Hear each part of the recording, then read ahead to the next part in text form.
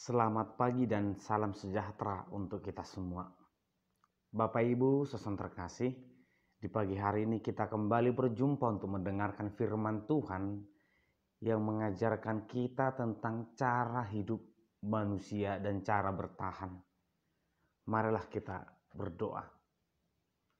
Terima kasih ya Tuhan, kami bersyukur di pagi hari ini untuk penyertaan Tuhan. Kami akan mendengarkan firman-Mu, berkati kami Tuhan. Di dalam nama Anak Yesus Kristus, kami berdoa dan mengucap syukur. Amin. Firman Tuhan tertulis di Habakuk pasal 2 ayat 20.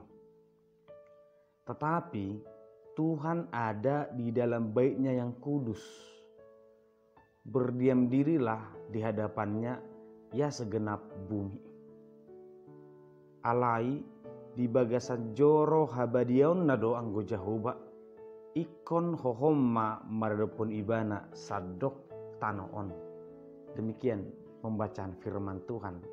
Bapak Ibu saudara terkasih, mungkin kita pernah melihat orang sukses dalam rumah tangga, dalam karir, pekerjaan, pendidikan, dan kita ingin bertanya apa trik jitu atau trik terbaiknya sehingga dia mendapatkan semuanya itu. Dan mungkin dia juga mengungkapkan trik yang dia lakukan. Kita mencoba trik itu tapi ternyata gagal. Trik yang terbaik untuk dia ternyata bisa gagal untuk saya. Dia bilang mungkin bekerja segiat-giatnya, tapi ketika kita bekerja ternyata tidak kita dapatkan. Ketika dikatakan dia belajar sangat luar biasa, kita belajar seperti dia, ternyata kita tuh juga tidak mendapatkannya. Oleh karena itulah, dalam firman Tuhan ini juga Habakuk berbicara tentang trik jitu atau trik terbaik yang berasal dari Tuhan, yang pastinya bukan tentang usaha manusia. Dan ini adalah pesan yang sangat indah kepada semua manusia. Bapak Ibu saudara terkasih, pertama dikatakan tentang penumpasan atau pembangunan kesuksesan di atas penderitaan. Habakuk mengucapkan kata celakalah orang-orang yang membangun kesuksesan di atas dasar penderitaan atau penindasan.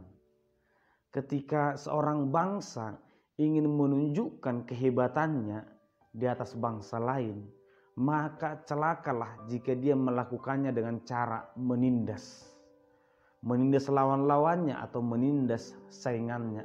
Mungkin ini bisa terjadi. Bangsa itu akan terlihat begitu hebat berhubungan dengan bangsa Israel. Menindas bangsa lain atau menciptakan sekutu dengan bangsa-bangsa hebat, mungkin ini menjadi cara yang terbaik untuk menunjukkan kita luar biasa, menunjukkan kita hebat, ataupun menghancurkan lawan. Seakan-akan ini cara yang baik, meskipun ini sering dilakukan.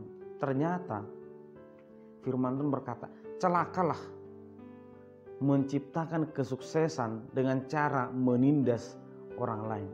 Ini dikatakan celaka. Meskipun kesuksesan itu bisa didapatkan seketika itu, tetapi kesuksesan itu akan menjadi malapetaka bagi dirinya sendiri.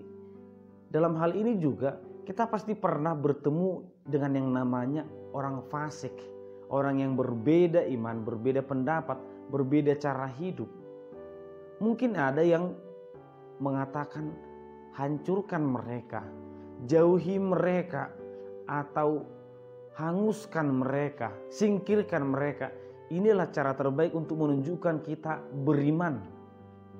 Menjauhi diri dari orang-orang yang berbeda iman, ini menjadi cara terbaik mungkin bagi mereka untuk menunjukkan bahwa mereka adalah orang baik, bahwa mereka adalah orang beriman. Justru cara seperti ini menunjukkan bahwa kita semakin tidak beriman, semakin tidak layak di hadapan Tuhan. Yang seharusnya adalah baik perjanjian lama atau perjanjian baru, dalam Mazmur 1 kita hanya dipesankan jangan duduk, jangan sepemikiran, jangan bergaul ataupun mendapatkan pendidikan dari mereka atau orang-orang yang orang fasik. Kita tidak dilarang bersahabat, tetapi kita dilarang untuk terpengaruh. Sehingga diperjelas dalam perjanjian baru, bersahabatlah dengan semua orang dan jadilah terang, jadilah garam, jadilah berkat kepada mereka. Bukan menindas, bukan menumpas mereka.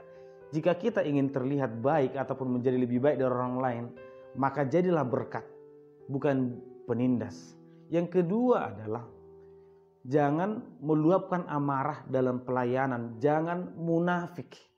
Bapak Ibu saudara terkasih, ini digambarkan seperti memberikan makanan kepada tamu. Habakuk menggambarkannya, memberikan makanan itu berikanlah dengan ikhlas. Jangan dengan kemunafikan, jangan dengan amarah yang tersimpan dalam hati untuk tujuan yang tidak baik. Jangan seakan-akan kita baik melayani orang lain, tapi sebenarnya di dalam hati kita punya tujuan yang negatif. Firman Tuhan berkata, celakalah yang demikian. Kehidupan itu jangan dibangun atas kemunafikan. Jika ingin melayani, layanilah dengan baik. Jika ingin memberi, berilah dengan baik, dengan tulus. Jika ingin menolong orang lain, tolonglah dengan ikhlas.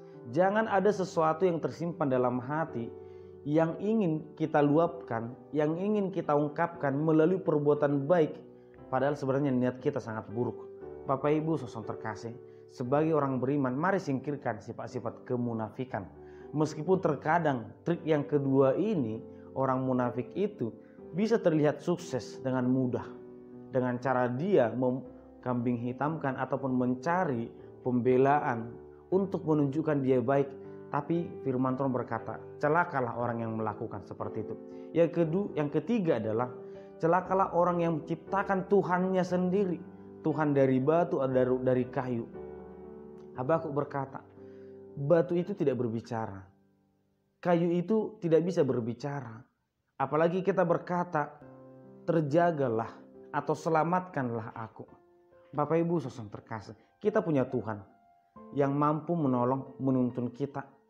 Oleh karena itu, jangan menciptakan Tuhan yang lain yang menurut kita jauh lebih baik.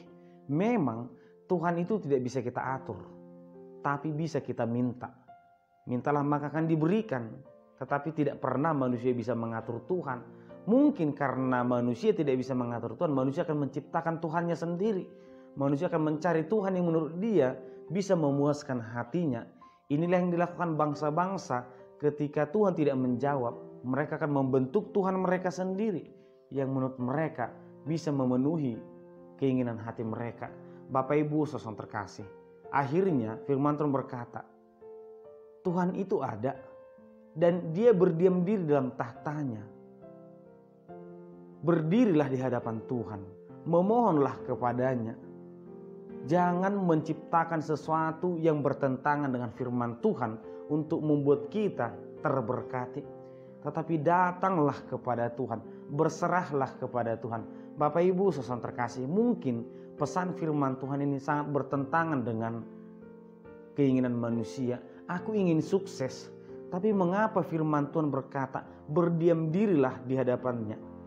Ketika bangsa ingin menang dengan bangsa lain, firman Tuhan berkata, berdiam dirilah, biarkan Tuhan yang bekerja. Dalam kehidupan kita saat ini, mungkin kata berdiam diri ini lebih menekankan, lakukanlah usahamu, bekerjalah semaksimal mungkin. Jangan pikirkan sesuatu yang jauh dari itu. Lakukanlah pekerjaanmu, kerjakanlah cita-citamu, dan berserahlah kepada Tuhan. Biar Tuhan yang menyempurnakan semua usahamu. Karena Tuhan itu ada. Tuhan itu dekat kepada kita. Tuhan itu berkenan menolong kita. Oleh karena itu, dimanapun kita berada, hiduplah layaknya kita dekat dengan Tuhan, berhadapan dengan Tuhan, bahwa kita selalu dilihat oleh Tuhan. Sehingga tidak ada dalam usaha itu rencana yang buruk. Tidak ada usaha-usaha yang penuh dengan kemunafikan. Tidak ada usaha yang menduakan Tuhan. Oleh karena itu Bapak Ibu saudara terkasih, mungkin kesuksesan yang ditawarkan orang lain, yang kita lihat dilakukan orang lain, berbeda dengan yang diajarkan oleh Tuhan, berbeda dengan kesuksesan yang akan diberikan oleh Tuhan. Oleh karena itu, mari kita tertuju kepada berkat dan kesuksesan dari Tuhan. Jangan pernah menjadikan kesuksesan orang sebagai tolak ukur kesuksesan kita. Bukan itu. Karena berkat dari Tuhan tidak terukur, tidak tertandingi. Oleh karena itu Bapak Ibu saudara terkasih, pertama, Tuhan itu ada dan dia tetap berdiam. Tuhan itu tidak pergi, Tuhan itu tidak meninggalkan kita. Dan yang kedua, berdirilah sebagai orang benar. Berdirilah selalu di pihak Tuhan. Amin, kita berdoa. Terima kasih Tuhan, kami bersyukur di pagi hari ini untuk penyertaan Tuhan. Firman-Mu mengajarkan kami untuk tetap percaya akan keberadaan Tuhan, akan percaya untuk berserah diri kepadamu. Berkati kami Tuhan, agar kiranya kami tetap setia dan melakukan firman-Mu. Di dalam nama Anak Yesus Kristus kami berdoa dan mengucap syukur. Amin. Anugerah dari Tuhan Yesus Kristus, kasih setia Allah Bapa, dan persekutuan Roh Kudus kiranya menyertai kamu sekalian. Amin.